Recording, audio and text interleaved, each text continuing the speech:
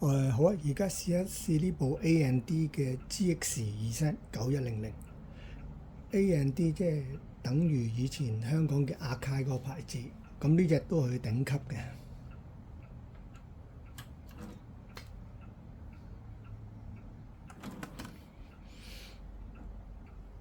咁而家放一隻應該係普通帶嚟嘅，同埋佢係有杜比，佢標咗有杜比系統嘅。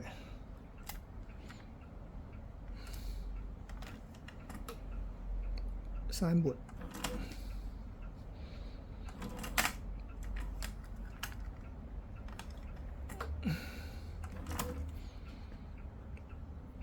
Pay。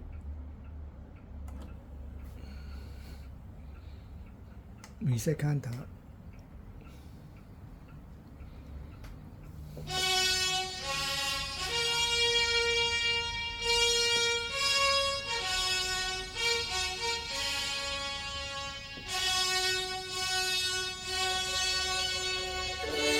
而家杜比 NR 着咗，可以熄。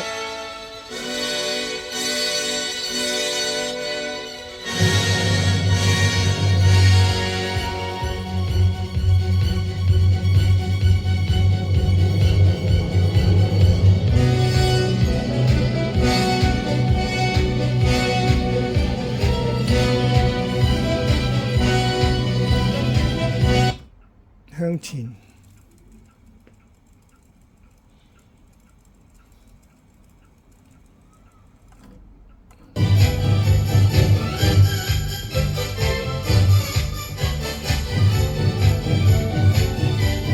向翻前。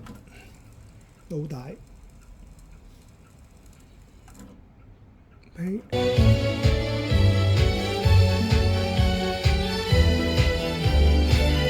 Display。可以熄咗佢。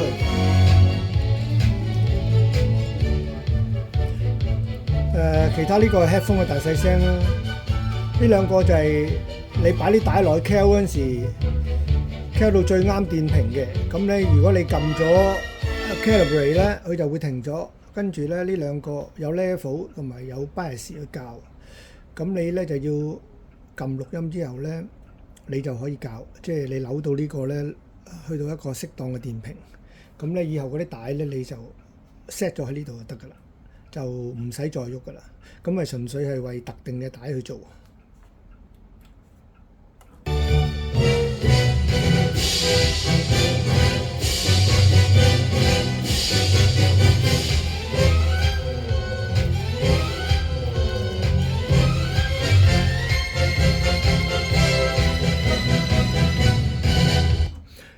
呢架機咧，物主咧基本上喺日本買翻嚟咧都冇用過，差唔多係全新買翻嚟。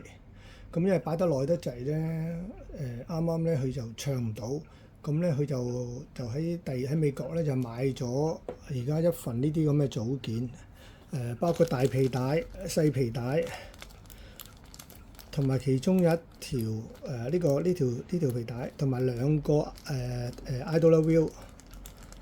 咁咧就全部都換晒㗎啦，所以而家咧基本上咧轉動啊嗰啲全部冇問題，即係所有零件都啱啱換晒。因為擺得耐咧就係冇用咧，呢啲係會衰老嘅。咁而家就換晒係絕對放心，冇問題。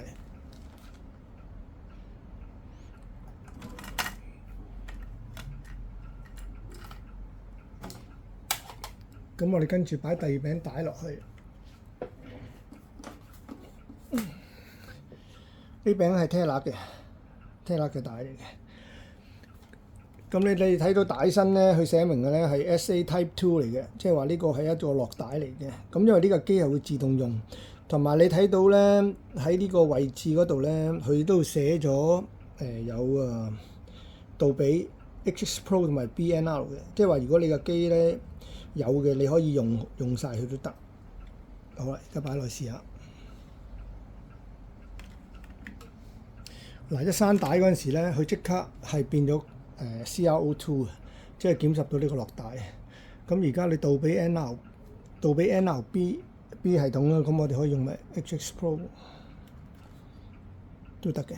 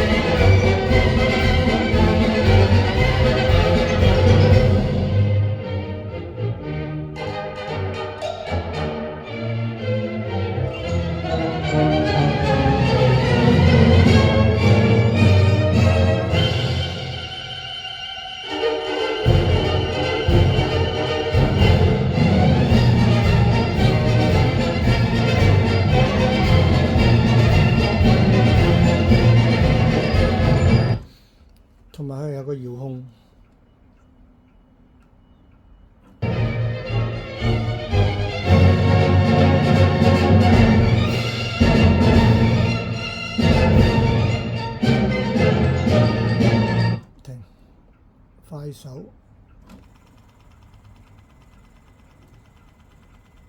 停，單字，停 display。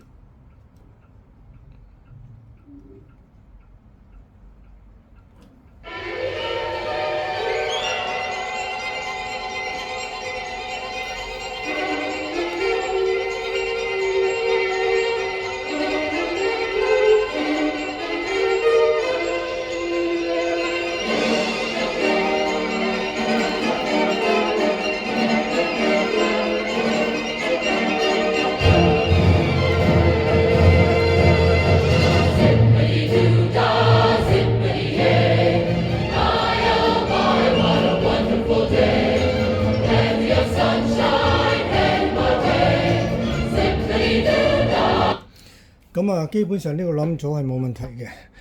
咁咧就係佢仲有一個嗰個係嗰個唱詞頭嘅角度啊，要校同埋有個 azimuth都要校。但係呢個我哋盡量都唔會喐嘅，因為廠 set 好咗嘅。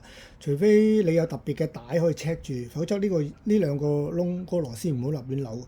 原裝係未扭過嘅，因為一扭咗之後咧，你嗰個變直一變咗咧，你其他帶咧你校唔翻晒佢先至咁，所以呢個極其要小心。除咗俾師傅扭之外咧，都盡量都自己唔好扭。咁呢架機咧有兩個木邊啦，咁基本上都好靚仔嘅。咁但係因為頂嗰度咧始終放得耐啦，咁啊都係有輕微嘅少少花啦。咁因為呢啲機都咁耐啦，真係好難免係完全係全新嘅。咁啊睇埋呢邊。全部都好靚仔，咁啊前邊正面啊近距離啲啦，嗰個 panel 咧完全都冇花嘅，因為本身佢都收埋咗好耐冇用，咁所以變咗就係而家就絕對係變翻一架正常嘅機㗎啦。好啦，今次就介紹完畢。